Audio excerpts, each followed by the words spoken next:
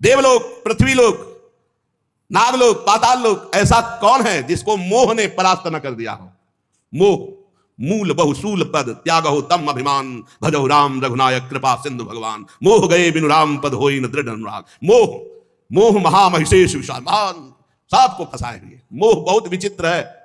मोह में क्या क्या नहीं होता, पूरा जीवन मोह में नष्ट हो रहा है। बड़ा मोह अंधकार फैलाए हुए है। देखो छोटे छोटे बच्चे दूध पीते हैं, एक दूध वाला ऐसे गंदे केमिकल, ऐसे गंदे पदार्थ मिला रहा है और बड़े बड़े डिब्बों में दूध तैयार कर रहा है। उससे कहो तुम अपने आंगन में खेलने वाले बच्चे को दूध पिलाओ 250 ग्राम, उसे पीटो भी तो नहीं पिलाएगा वो।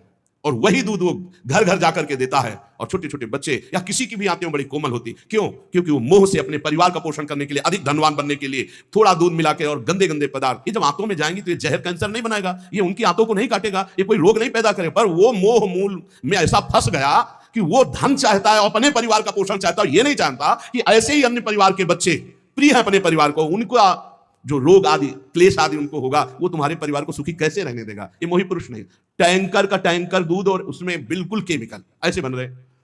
ऐसे गंदे पदार्थों का प्रयोग किया जा रहा है खाद्य पदार्थों में। अभी एक आटा की फैक्ट्री, कई ऐसे पदार्थ जो बहुत हानिकारक और श्वेत है, उन खड़िया आटे में मिलाकर के, मतलब गजब है कि आदमी रोटी दाल तो खा सकता है लेकिन वो भी शुद्ध रहे।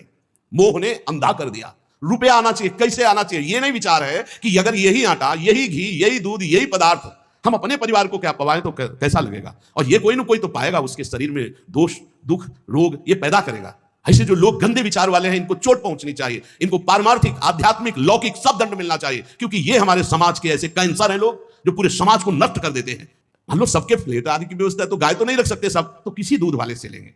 अब दूध वाले को विचार करना चाहिए, घी बनाने वाले को विचार करना चाहिए, वस्तु बनाने वाले को विचार करना चाहिए। उसके उदर में जाएगा, कष्ट देगा। महंगा दे दो, सब 50 का देते, तुम 60 का दे दो, लेकिन उसमें जहर मिला के देने की जरूरत क्या है। लेकिन मोह, अज्ञान, अंधकार ऐसा छाया हुआ है, ये हर वस्तु दूषित, हर वस्तु दूषित।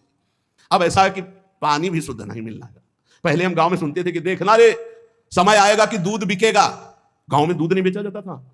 धर्मात्मा पुरुष के घर से दूध नपने लगे तो पड़ोसी करने लगते, देखो कितना बुरा समय आया, दूध बेचने लगे।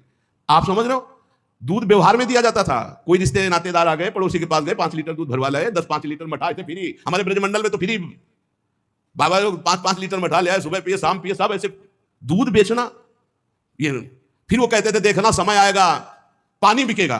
कुआं थे, कुआं सूख गए, कुआं बावड़ी।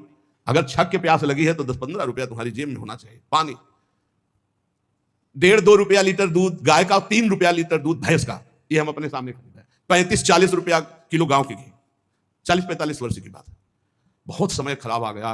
बोले सुरनाग लोक महिमंडल को जो मोह कीन हो जयना, सबको परास्त कर रहा है मोह। मोह मूल बहुसूल, बड़ा कष्ट देने वाला ये अज्ञान मोह। मोह कोई ऐसा नागलोक, सुरलोक, देवलोक कोई ऐसा नहीं जिसको जीत न ले। तो कौन बचा? बोले जो भगवान के चरणों का आश्रय लिए, उसे मोह पराजित नहीं कर सकता, नहीं पराजित कर सकता। क्योंकि भगवान के चरणारविंद का चिंतन होने से हृदय में अपने जैसा सबके प्रतिभाव होने लगता है। वो सोचेगा, वो विचार करेगा, मैं ऐसा नहीं कर सकता जिससे दूसरों को कष्ट हो। भजन करने वाला तो कभी ऐसा कर ही नहीं सकता, कभी नहीं ऐसा कर सकता। ये परम पवित्र देव सामग्रियों को दूषित कर रहे हैं लोग।